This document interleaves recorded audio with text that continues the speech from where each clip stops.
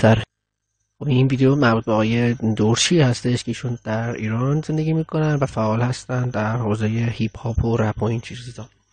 و همونطور که میدونید امروز 3 مهر 1402 چند وقت قبل بنده روزی که ایشون به نظر میرسه که بازداشت شد یا دستگیر شد یا هر چیزی بودم اینجا به این موضوع پرداختم. الان امروز دیدم که در مورد آقای احمد بابازاده کانالی داره در یک جایی یه خبری زده که صفحه اینستاگرام دورچی بسته شد و حالا مسدود شد یا هر چیزی. این زیاد من ناراحت نکرد، خب مشخص بود دیگه. در واقع ممکن بوده که چیزی که من خیلی امروز ازش حالم گرفته شد واقعا همین 1.5 ساعت پیش دست رویاتم تغییر کرد. رفتم داخل دنبال چیز دیگه میگشتم، رفتم یه چیز دیگه رو پیدا بکنم. خیلی اتفاقی دیدم که این واقعیت داره. حالا به دلیل نمیخواستم این موضوع، چیزی خیلی من دابل ناراحت کرد این بود که رفتم توی همین پلتفرم ایشون که گفته شد بسته شده دیدم که یک شخص دیگه فریان که در واقع همکار تو همین حوزه رپ و اینا هستن اشتاقی کامنتی گذاشته که هممون باید بریم از این کشور، اصلا منظورش اینه که اصلا مهاجرت میکنم. من بر این شدم که ویدیو درست بکنم. حالا خود اینا که حالا بیکار نیستن که بشینن ویدیوهای ما رو نگاه بکنن، ولی خب نه حرفا میزنم. خب برای اینکه مشخص بشه که من با کالچر رپ اصلا خیلی چیز هستم، مشکل ندارم. این که اقوام نزدیکی بنده هستش که رپره که تقریبا همه میشناسن، یعنی از این نسل یکی هست، خیلی قدیمیه. خب من یعنی میخوام بگم که از موضع مخالف این مسائل صحبت نمیکنم، ولی خب آی دورچی خب در واقع که شما نمیدونم مصداقش چی بوده که این صفحه بسته شده، در واقع پروندهش که من در مورد دسترسی ندارم، نمیدونم که در واقع اون جرم مشهوری که اتفاق افتاده که منجر شده به اینکه مقام محترم قضایی دستور بده که صفحه بسته شه چیه. اما یه چیز دیگه میخوام بگم. یه افراد آقای دورچی عزیز، من خطاب به آقای دورچی عزیز میگم، دورچی ها بشنون. اگر تو اون ویدیو اولیه هم من گفتم تکرار، اگر شما به هر دلیلی مهاجرت بکنی فن بیسی که در ایران داری به سرعت شما رو فراموش بکنن، چون ارتباط پلتفرمی ندارن. یک دو ممکنه ببخشید ممکنه چه بری باید بیفتی مثل پوره پوتک اینا مثلا مسخره بازی با سپر خلصت ادا در بیاری. اساسا آرتیستی که این دلیل الان هم نیست. شما در موسیقی رپ نگاه بکن، در پاپ میوزیک نگاه بکنی که قدیمیه که رفتن.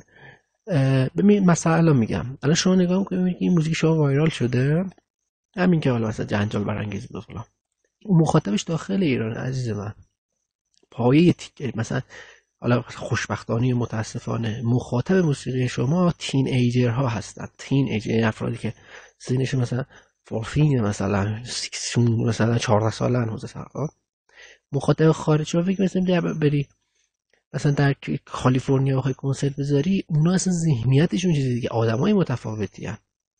من خواهش می‌کنم که دوستان، چون من اینشون از روز اولین آهنگاش اومده بود از طریق پادکستی آشنا شدم با موزیکی شما، هنوز وایرال نشده بود و این حرفا. پارس 1 سال قبل در نظر فنی درجه 1 محتواشو کاری ندارم که حالا اصلا خوبه، من فاز فنی پرودیوسینگ و تولید کار درجه 1. کسایی که موزیکی هستن میدونن این موضوع رو، جدی دارم میگم. اینجا تولید، ارنجمنت و اون کارایی مثلا افکت گذاری و اینا درجه 1. ولی خب شما در کشوری زندگی میکنید که به حال قواعدی داره. حالا شما برای این قواعد اگر بخوای مهاجر، این همین صفحه‌ای که واسش، اگر شما بخواد مهاجرت بکنید، اینو من دارم به عنوان یک مشاهده ابزروری که الان 30 سالمه، تقریبا از 16 17 سالگی حداقل موزیک پاپ رو دنبال کردم، به شما دارم گذشته ها رو مرور کردم.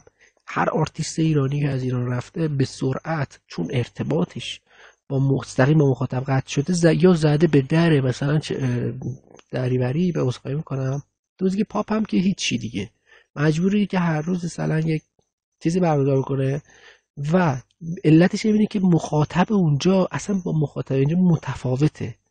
شما الان در مثلا شاید مثلا بری یه پارکی بری، مثلا شما بری 200 فالوورت اونجا ببیننت، به هر کی ببینه آهنگ شما رو حفظه. ولی بری در جنوب کالیفرنیا یه عده آدمایی هستن، در اروپاش هم همینطوره، باید پولدار باشن بلیط شما رو سری بخرن فلان، ولی اونجا اومدن اصلا تو باغ نیستن که فقط چون میشناسن اومدن یه عکسی بگیرن مثلا فلان، مثلا به موزیکی شما کاری ندارن که.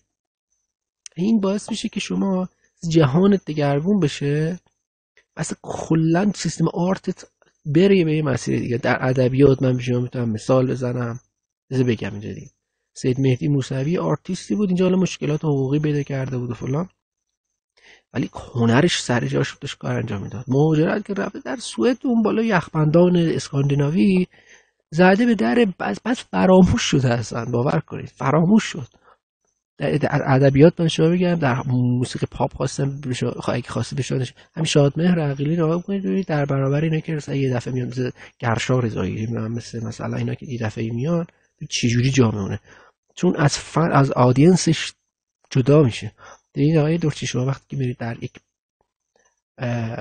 مثلا این اقوام خیلی نزدیک رو بگم، با ایشون هر جا میری 4 نفر میشناسنش. این که هر جایی شما میری 4 نفر میشناسن به شما روحیه‌ای میده، حتی اگه کار نکنی شما روحیه‌ای میده که به هنر بتونی فکر بکنی. اگر بری در شهر مثلا تورنتو، نهایت میشی هم مثل همون همکارایی که اونجا هستن. بعد مثلا یه دمپایی بذاری زیر مثلا پراید، مثلا یه ماشین قاعد مثلا ماشین مسخره که اونجا هست، رو رد بشی ویدیوشو بذاری در یوتیوب که بتونیم ارتباط برقرار کنیم. آدینس شما در کوچه و خیابان حتی اگه کار نکنی، اینی که شما حتی کار هم نکنی و خیلی سخته به آرتیست که کار نکنی ولی مخاطبت رو ببینی بدون مجوز یا هر چیزی. من بهتر میدونم به اون یک شخصی که عامل هستم، به اون شخصی که مثلا مهاجرت نکردم و دوست ندارم مهاجرت بکنم دارم میگم، تا اینکه بری در یه جای دیگه که وقتی بری مثلا نونوایی هیچکی نشناستت، حالا اجازه کنسرت هم داری، میذاری یه آدم میان اونجا مست عذرخواهی درانکن یا هر چیزی هستن، ایرانی که کنسرتاشون رو دیدیم دیگه، شهرام شکرم کاشانی ها مثلا تو باغ نیستن، نمیدونن کی هست آرتیست، بلیطی گرفتن بازار رفتن و در دیدی که میپرزن تتلو حالا کنسرت گذاشته در آلمان، کسایی که اون هفته بهشون فوش شدید میدادن رفتن بلیتش گیرونه $300,000 فکر کنم جمع شده، این سالت آوت شد رفت. خب ولی فکر حالا تتلو ترکیه اینا زیاد کارتشون نزدیکه، باید به اون کارا بیفتی. راستش بخوای سرنوشت آقای تتلو رو نگاه بکن، سرنوشت آقای پوتک رو نگاه بکن. حالا پوتک زیاد اصلا آرت خفنی نداشت اون قبلیا، ولی به یه دری باید بزنی.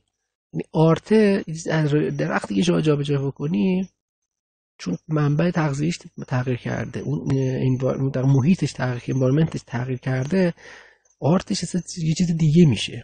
در موسیقی پاپ میتونید نگاه بکنید، در سینما شدت میتونید عمیقا میتونید نگاه بکنید.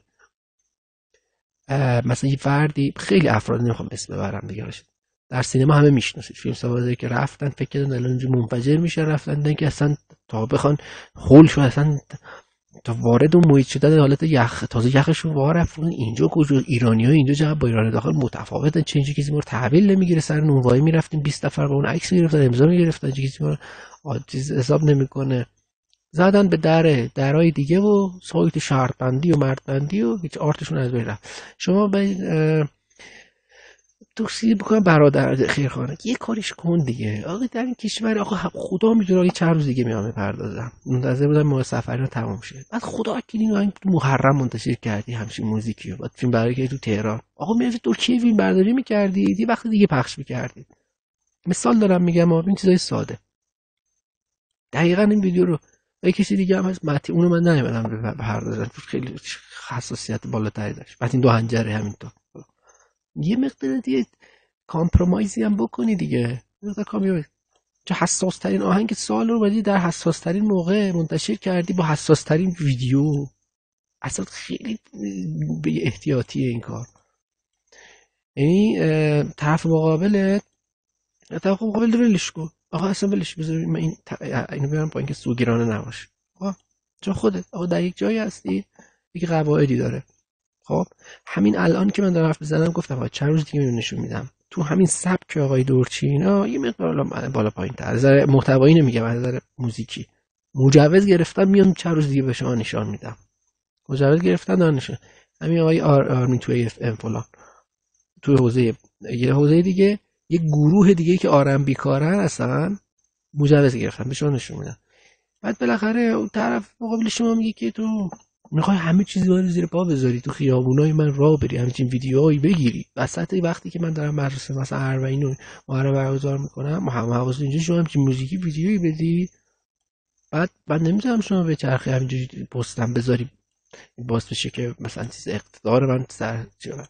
اینو باید یه مقدار چیز کرد. ولی در کل دوستان که عزیزم، این کار رو نکن، چه فریان باشید کارگرانایی که ایران از هیپ هاپولوژیست فلان، اگر از ایران از داخل کشور رو برن، حتی محیط ترکیه، این ترکیه داره ایرانی اونجا میگه شبیه تر به ایران، مثل کرج مثلا میمونه، همون آدم ایرانیایی که اونجا هستنه، بازم میبینیم که آرتیست متفاوت میشه چون وارد محیط دیگه میشه. این کار خدا وکیلی خواهشان نکنید. برید صحبت بکنید، بگید آقا ما چیکار بکنیم که جا بگیریم، ما مجوز مثلا نمیخوایم ولی همینجوری میخوایم مثلا زندگی کنیم. البته یوتیوب هم منتشر نمیکنیم، مثلا آقا در مثلا پلتفرم خودمون منتشر، یه جای منتشر. ولی نه اگه این کار کنی، یعنی این موزیکش وایرال شده 2 میلیون نفر شاید نشونیده باشن، همینجوری پلی شده باشه، نگاه کن ببین آقا مثال دارم، یا سروش لشکری که سروش هیچ کس، یه زمانی اینجا موزیک میداد همه بود رفته اونجا، بعد رفته تو حواشی سیاسی و فلان، مجبوره دیگه یه جوری باید اسمش بیاره بالا که بتونه با ایرانیای نسل الان شما بری، نسل هیپ هاپ جدید میاد، نسل رپ جدید میاد، شما بعد یه جوری خودتو بخوای به اونا برسونی، بعد یه کارهای عجیب غریب انجام بدی که بتونی برسونی به اونا، چون دورم هستی مقدار سخت میشه. خب مثلا هیچ کس علاقه نمی‌دونستم به اندازه یه آدم بیکاره که در عراق مثلا هستن، دو سه تا موزیسین خفن، موزیسینای خفنه مثلا 20 ساله عراق، موزیکاشون از هیچ کس در اون کشور اروپایی بیشتر ویو میگیره در لحظه. خب چرا؟ چون اون گذشته رفته. نمیدونم، خیلی سخته این پیشنهاد. ما مثلا چیزای مختلفشو دیدیم دیگه، مثلا توی پاپ یکی سایی اومدن مجوز نگرفتن، اصلا نتونستن بگیرن، مثل سامان، اونی که از حبیشی اگه شمدونی مجوز نگه، آخرش بخواه نخواستی خدا.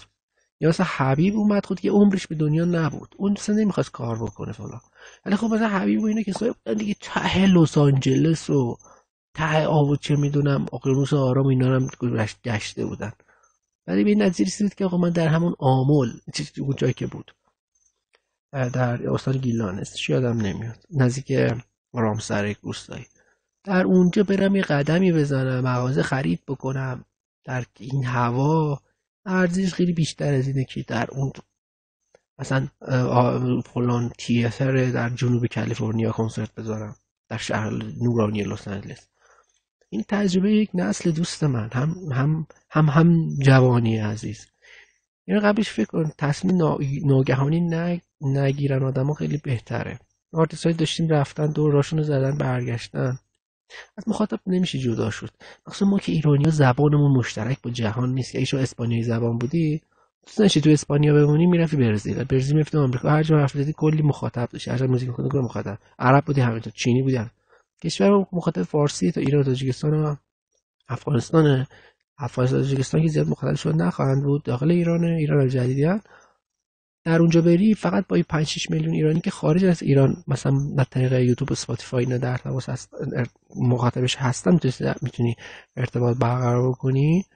نه که انگلیسی هم شما بخونی، مثلا دارم میگم کسی اهمیتی نمیده مگر اینکه پیچیدگی خاصی داشته باشه. آرتش چون خفنه خود با احتیاط گفتم، چون فکر کنم این به زبان انگلیسی یا زبان‌های دیگه هم بتونهشون کار بکنه. ولی مثلا اگه ما مثلا در یک کشور انگلیسی زبان بودیم، این هممون مثلا یک کشور انگلیسی زبان بودیم یا اسپانیایی بودیم، من گفتم آقا اصلا مهم نیست، یه دیگه به همون کار انجام فرق نمیکنه. کما که ببینید در کشور ایسلند همین گروه سیگوروش و چند تا چیز دیگه هستن، یک کشور کوچولو هستن ولی کار میکنن جهانی، چون مهم نیست اون کجا باشه، پکن باشه، توکیو باشه، هاوایی باشه، هر جا اون شخص بره مخاطبش همون مخاطب جهان. ولی ما اینجوری نیستیم که بابا جا برید در مترو این بر اون ور دور بزنید مردم ببینید، بید یعنی موتیویشن پیدا کنید برای کار. نمیدونم حالا دوست داشتن برن، دوست داشتن نرن. منم صادقانه و خیرخواهانه این مطلب رو گفتم، چون سال‌هاست به این موضوع فکر کردم.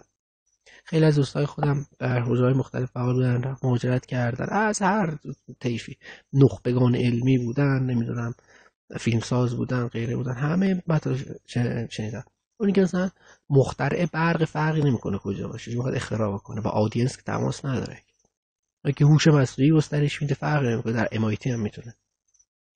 اما آرت، این آرت که اصلا جدیده، یه فنومن جدیدیه، شما باید با این تینیجرایی که مثلا کار مثلا الان جدید هستن و سرگرمی های خودشون رو با اینایی به تو ارتباط برقرار، اینایی که تو کالیفرنیا نیستن، اون همون نسل قدیم 50-60 ساله هن، جا بریم اونجا با همسنای پدر بزرگت نوازن سر کله میزنی، نسل جوونشون واسه شما رو نمیشناسن، قربونت باورم بکنید.